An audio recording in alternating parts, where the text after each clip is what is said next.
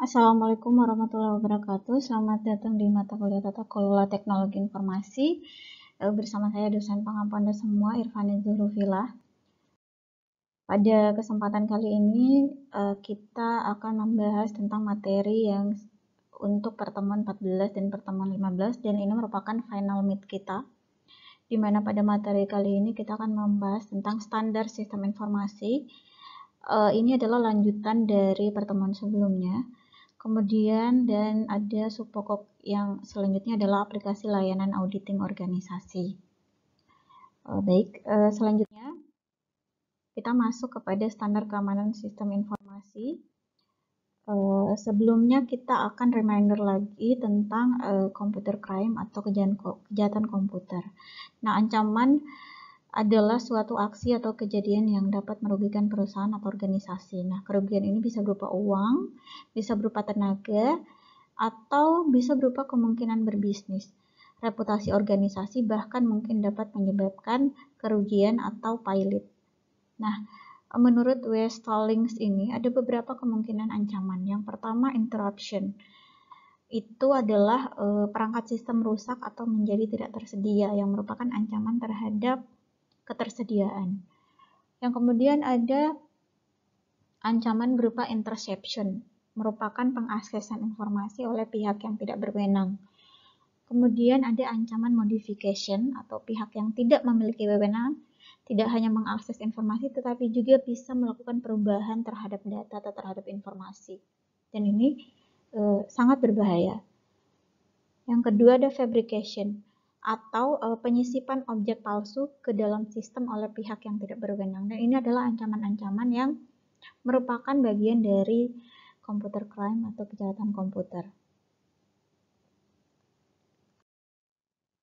Nah, standar sistem informasi ini merupakan lanjutannya dari yang kemarin ya. Nah, perlu diingat lagi bahwa International Organization for Standardization atau disingkat dengan ISO adalah sebuah organisasi internasional non-pemerintahan untuk menetapkan standarisasi.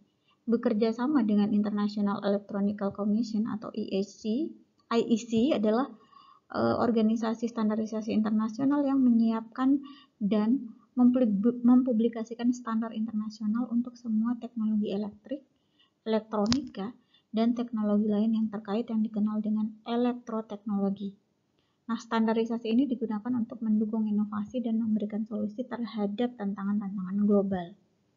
Nah, sebelumnya kita telah membahas tentang standar ISO 17799. Kali ini kita akan membahas tentang seri ISO IEC 27000 yang merupakan standar tentang Information Security Management System atau dikenal juga dengan istilah Sistem Manajemen Keamanan Informasi. Nah, seri ISO atau IEC 27000 ini merupakan pembaharuan dari ISO 17799. Nah, seri ISO IEC 2700 ini terdiri dari di tahun yang pertama 2700 2009 tentang ISMS Overview and Vocabulary, kemudian 2005 ISMS Requirement, kemudian 2702 2005 Code of Practice for ISMS, kemudian 27003 2010 ISMS Implementation Guidance, kemudian 27004 di 2009 ada ISMS Measurements, 27005 di 2008 ada Information Security Risk Management, 27006 di 2007 ada ISMS Certification Body Requirements, kemudian 27007 adalah Guideline for ISMS Auditing. Nah,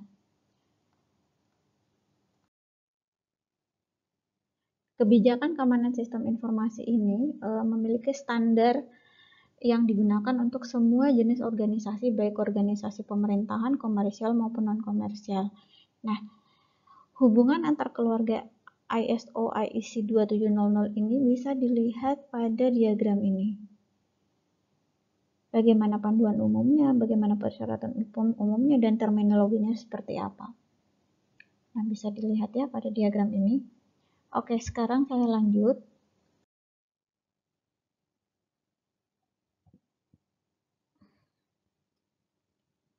Baik, untuk ISO IEC 27001 ini dirilis pada tahun 2005 yang terus mengalami pembaruan. Standar ini dibuat sebagai model untuk penetapan, penerapan, pengoperasian, pemantauan, pengkajian, pemeliharaan, dan perbaikan ISMS.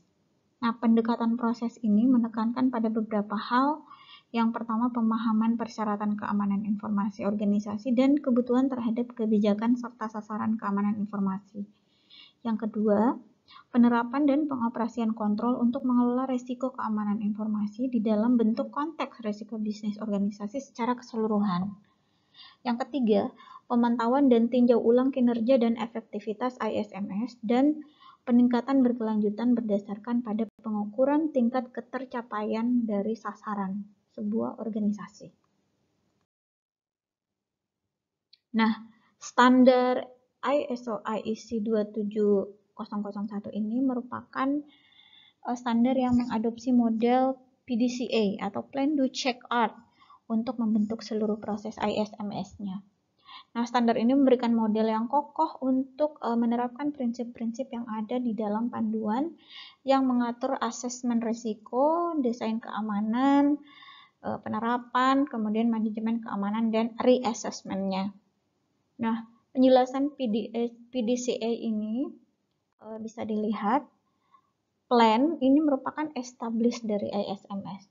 Pada tahapan ini dilakukan dengan menetapkan kebijakan ISMS-nya, sasarannya seperti apa, proses dan prosedur yang relevan untuk mengelola resiko dan meningkatkan keamanan informasi agar memberikan hasil sesuai dengan kebijakan dan sasaran. Kemudian C-nya adalah check. Cek ini monitor dan review di ISMS. Tahapan ini dilakukan dengan mengkaji dan mengukur kinerja proses terhadap kebijakan, sasaran, praktek-praktek dalam menjalankan ISMS, dan melaporkan hasilnya untuk penilaian efektivitasnya. Kemudian do ini mengenai maintain and improve the ISMS di ISMS. Tahapan ini dilakukan dengan menetapkan cara pengoperasian kebijakan ISMS, kontrol, proses, dan prosedur-prosedur yang ada di dalam organisasi. Kemudian yang terakhir adalah act, termasuk di dalam act ini di dalamnya adalah implement and operate dari ISMS itu sendiri, di mana tahapan ini dilakukan dengan melakukan tindakan, perbaikan, dan pencegahan berdasarkan hasil evaluasi, audit internal, dan tinjauan manajemen tentang ISMS atau kegiatan pemantauan lainnya di dalam mencapai peningkatan yang secara berkelanjutan.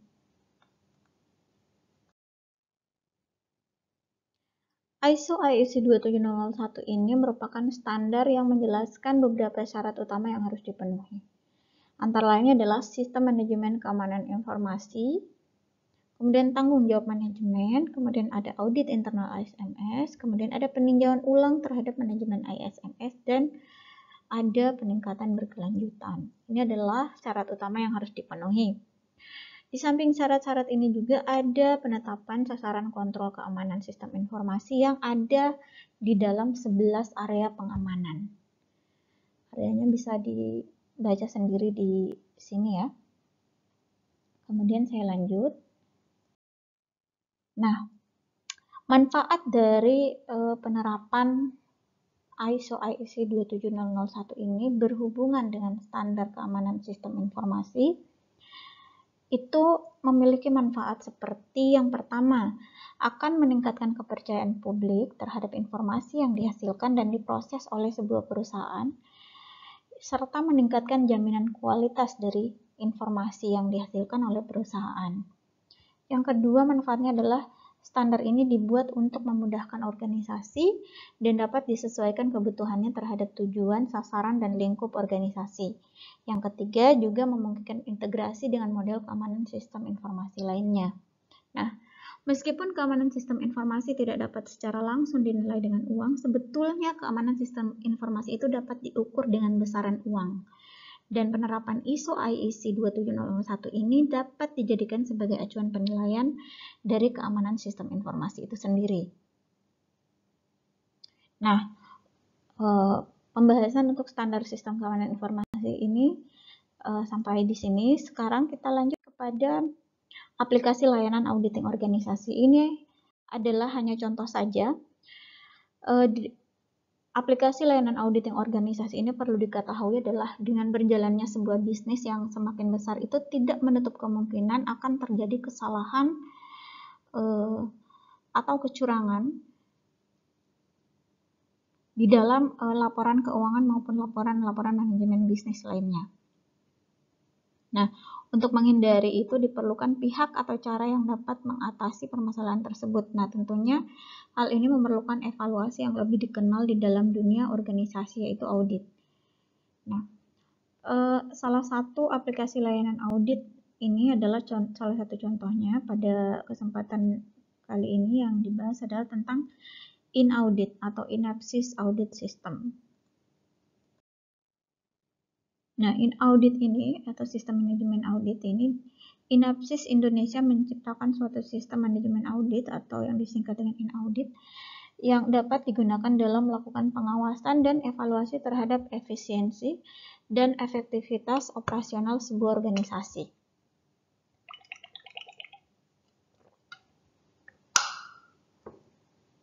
Maaf, saya minum sebentar ya.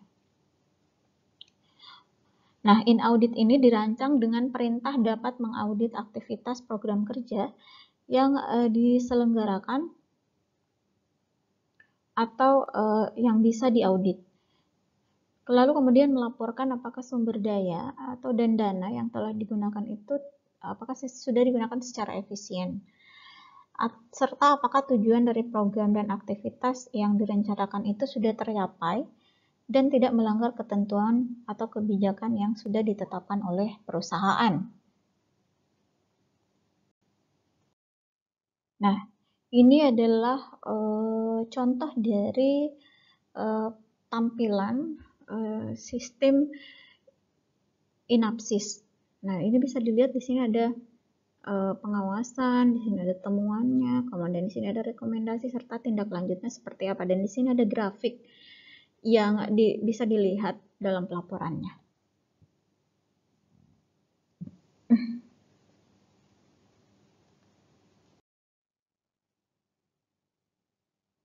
Nah, pada aplikasi ini bisa dilihat ada fitur yang tersedia.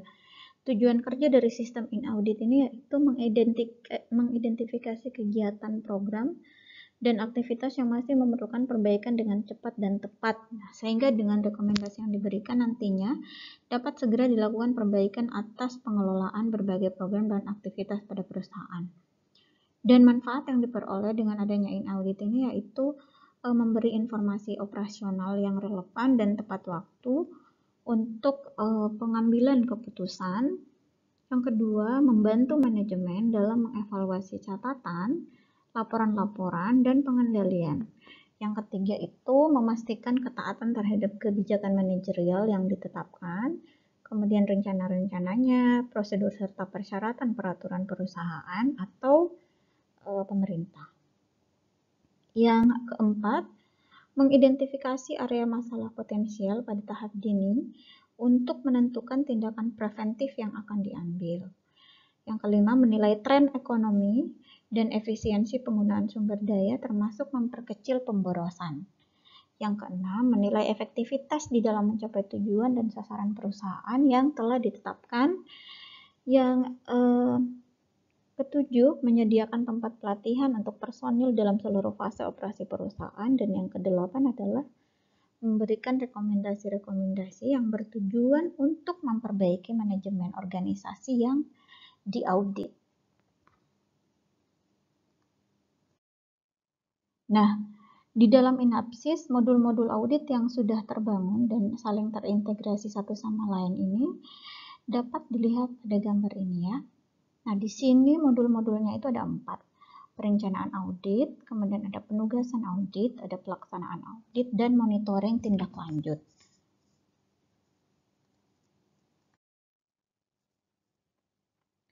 Nah, pada tahap modul perencanaan audit, bisa dilihat tahap auditor ini menetapkan yang pertama sasaran yang akan direview. Yang kedua, mempertimbangkan risiko yang mungkin timbul dan sumber daya yang terlibat di dalam proses audit.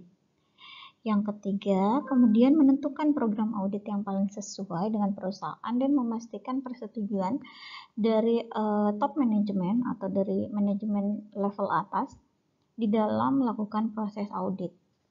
Nah, perencanaan audit ini adalah kegiatan yang menyusun rencana tahunan berdasarkan daftar skala prioritas yang telah ditetapkan sebelumnya. Ini adalah perencanaan audit di dalam aplikasi InAudit ini.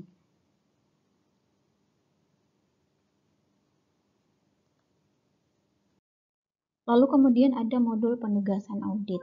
Nah, modul penugasan audit ini merupakan pekerjaan atau tugas yang dilaksanakan oleh satuan pengawas internal, antara lain pengawasan, review, penilaian pengendalian, kemudian pemeriksaan kecurangan, dan mengenai konsultasi.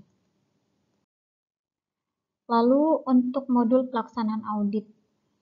Nah, pelaksanaan audit merupakan pelaksanaan pengawasan terhadap objek audit berdasarkan perencanaan dan penugasan yang sudah disusun dan diarahkan oleh ketua tim di dalam tahap pelaksanaan.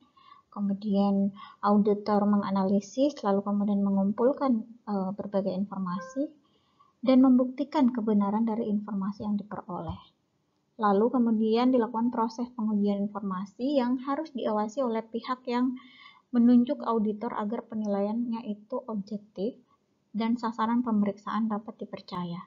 Pelaporan hasil-hasil pemeriksaan kepada pihak yang menunjuk auditor, laporan harus bersifat objektif, jelas, singkat, konstruktif, dan tepat waktu. Pada laporan tersebut, auditor juga harus mencantumkan berbagai macam rekomendasi perkembangan yang mungkin akan dicapai. Lalu kemudian ada modul monitoring tindak lanjut. Monitoring tindak lanjut ini merupakan kegiatan yang mengungkapkan status temuan dan perkembangan tindak lanjut yang telah dilakukan oleh objek pengawasan. Auditor diharuskan untuk terus follow up untuk memastikan kalau rekomendasi dan koreksi yang telah dirumuskan ini bermanfaat bagi perusahaan atau bagi organisasi. Selanjutnya ada pada aplikasi InAudit ini ada modul-modul proses auditor di dalam pelaksanaannya. Nah, bisa dilihat pada gambar ini ya. Auditor ini modul-modulnya ada pengelolaan data risiko, ada penyusunan pengawasan, ada kertas kerja, ada komentar, ada rekomendasi, ada skala prioritas, ada penyusunan kertas kerja, ada data temuan sementara, dan data temuan lalu penilaian tindak lanjut. Nah, di sini bisa dilihat penjelasannya mengenai modul-modul proses auditor. Yang pertama ada pengelolaan data risiko. Ini merupakan kegiatan auditor untuk menyusun data risk profile yang diterbitkan oleh pihak marketing. Lalu ada skala prioritas atau pembobotan. Ini merupakan kegiatan auditor untuk menyusun pembobotan data risiko yang akan diprioritaskan. Ada penyusunan pengawasan. Hal ini merupakan kegiatan auditor untuk menyusun pengawasan tahunan berdasarkan daftar personel yang diterbitkan oleh komite, yang mana laporan pengawasan tahunan tersebut akan diverifikasi oleh pihak PIC dan disahkan oleh pihak KSPI. Lalu kemudian penyusunan kertas kerja. Ini merupakan kegiatan auditor untuk menyusun penugasan atau pekerjaan berdasarkan surat tugas yang diterbitkan oleh pihak sekretariat, serta berdasarkan kartu kendali, alokasi waktu, prosedur audit yang sudah disahkan oleh pihak KSPI-nya. Kertas kerja merupakan kegiatan auditor untuk membuat atau menerbitkan kertas kerja untuk pelaksanaan pengawasan terhadap objek audit berdasarkan perencanaan dan penugasan yang sudah disusun serta diarahkan oleh ketua tim. Data temuan sementara merupakan kegiatan auditor untuk menganalisis, mengumpulkan berbagai informasi, dan membuktikan kebenaran proses kertas kerja. Komentar merupakan kegiatan auditor maupun pejabat untuk mengomentari hasil data temuan sementara yang telah diverifikasi dan disahkan. Lalu data temuan merupakan kegiatan yang mengungkap dari status data temuan sementara dan tindak lanjut dari nilai komentar yang telah diverifikasi dan disahkan. Rekomendasi ini merupakan kegiatan yang mengungkap dari status data temuan dan perkembangan tindak lanjut yang telah dilakukan oleh objek pengawasan. Penilaian tindak lanjut merupakan kegiatan auditor yang diharuskan untuk terus follow up dan memastikan kalau rekomendasi dan koreksi yang telah dirumuskan bermanfaat bagi perusahaan. Nah, ini adalah modul proses auditor atau lebih tepatnya langkah-langkah di dalam melakukan proses auditing oleh auditor. Dan ini adalah proses yang terjadi di dalam aplikasi ini. Nah, bisa jadi pada aplikasi-aplikasi yang lain berbeda, namun ini adalah contoh kasus yang saya bawa di dalam pembahasan kali ini. Oke, baik, demikian untuk pertemuan kita pada kesempatan kali ini. Terima kasih atas waktunya. Pada kesempatan kali ini tidak ada tugas, namun jangan lupa pastikan bahwa presensi Anda semua telah benar-benar sudah terekam di Skalsa dan tugas-tugasnya segera dilengkapi dan diserahkan sesuai dengan ketentuan yang sudah ditetapkan. Terima kasih. Assalamualaikum warahmatullahi wabarakatuh.